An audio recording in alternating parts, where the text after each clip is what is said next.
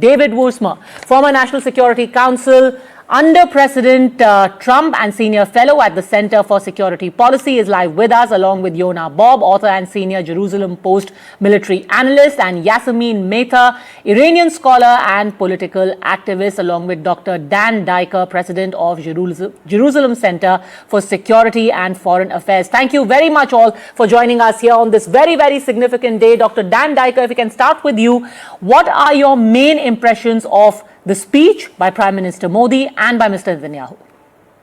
If the 2017 visit by Prime Minister Modi was considered warm, this is really even warmer than that. Hard to believe that the 2017 visit could be outdone, but here you have evidence of a true partnership, a partnership that is grounded in values, in shared experience opposite radical Islamic terror, and also shared vision for the IMEC energy and transportation hub, which I think both leaders understand must move ahead regardless of what happens on the Palestinian track. This is a major regional opportunity that both leaders, I'm very confident, due to their very close relationship in all areas, beginning with values and moving to strategic interests, will move ahead with great alacrity. And Yonah Bob, especially the fact that I think the strongest statement was made not about how there is going to be collaboration, as it has been, in terms of innovation, in terms of tech,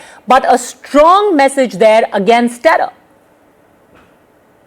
Absolutely, this is one of the most important moments for the alliance against terror, because it equally threatens India as it has, and it threatens Israel on all of its borders, which is why I think Prime Minister Netanyahu has expressed and continues to express, together with the entire parliament, as you noted, the opposition in an act of a classic of its classic move, walked out before Netanyahu's speech, but walked back in. Prime Minister Modi is a unifier in Israel, and everyone appreciates very deeply his unyielding stance against radical Islamic terror. And that is exactly the moment at which we stand right now, with the Islamic Republic ballistic threat against the entire region, which I'm absolutely sure that both prime ministers discussed in depth, and this ironclad commitment to defeat this radical terror threat against the region, India specifically, Israel specifically, and the larger Middle East region, is shared by both men. And you're very right. That's very much what binds the two of them in terms of strategic mandate and values. I also want to point out to our viewers that the images that you're seeing right now are all the members of parliament in Israel there, speaking to the Prime Minister of India. Plenty of pictures, plenty of selfies being clicked over there. But very importantly, like Mr. Diker has spoken of the timing, the fact that you've got, West Asia perhaps staring at the possibility of one of the biggest ever military conflicts that we have seen in the recent past. The fact that the Prime Minister of India is in Israel, the speech that he gave, what Benjamin Netanyahu said. How do you look at that, Yonah Bob? So yes, again, nobody in the world, certainly of Modi's stature, has said to Israel, we are entirely on your side. There's so much criticism from Europeans, from parts of the United States, from lots of other parts of the world, of how Israel handled the war. He made it very clear there is terrorism. India has faced terrorism from Pakistan and other places. Israel has faced terrorism from Hamas and Iran. We are on the same side against that wave, and we need to be deeply, working together, whether it's fighting terrorism, whether it's building on, and he listed off the different things: space technology, quantum technology, artificial intelligence, semiconductors. These are all, each of them is a world on its own, and Israel and India are now investing deeply in all of these national security areas. And as you said, this is both a combination of values and technology for these two powerful countries to move forward in a very deep relationship. Yasemin Mehta, how do you look at this? The fact that you've got a message of cooperation, of support and of trust, and without caveats, the most unequivocal expression of support. There was a mention of peace on terrorism, of course, we should all be against the deaths of civilians, but we are also against the deaths of tens of thousands of Palestinians. So it's a bit ironic, hypocritical, not to mention that. However, I think India, for all the support message that the Prime Minister gave today in the opening, in this ceremony, is very concerned about a war in the region. It will increase the price of oil, like many other countries in the west of Asia who have expressed this more openly. An all-out war will create instability for a number of countries where India has economic and political interests. So there is a difference in the two views. He did talk of peace. He did mention negotiations. From what I can read, Israel is not in favor of any negotiations with Iran. The government has made it clear, even if the US is trying, whether correctly or not, but is trying to achieve some kind of deal, Israel is committed to the destruction of Iran as a state.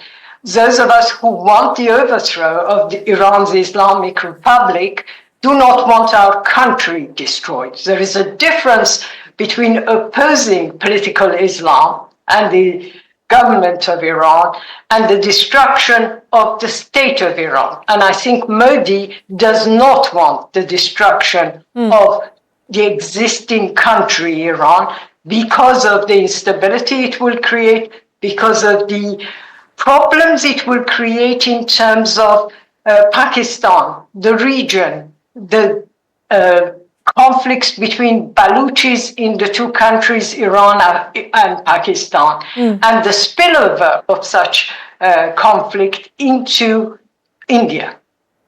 Then David Woosmer, was there a bit of hypocrisy over there, as Ms. Mathur is saying, or was the Prime Minister of India really treading that fine line, striking a balance between all of the countries? And again, India has said, we are on the side of peace, we have friendly relations with all of these countries. Well, no, I think that Prime Minister Modi drove a very good line, a very, very delicate line, but a very good line. I think Yasmin doesn't really understand what Israel's after and what Israel's doing.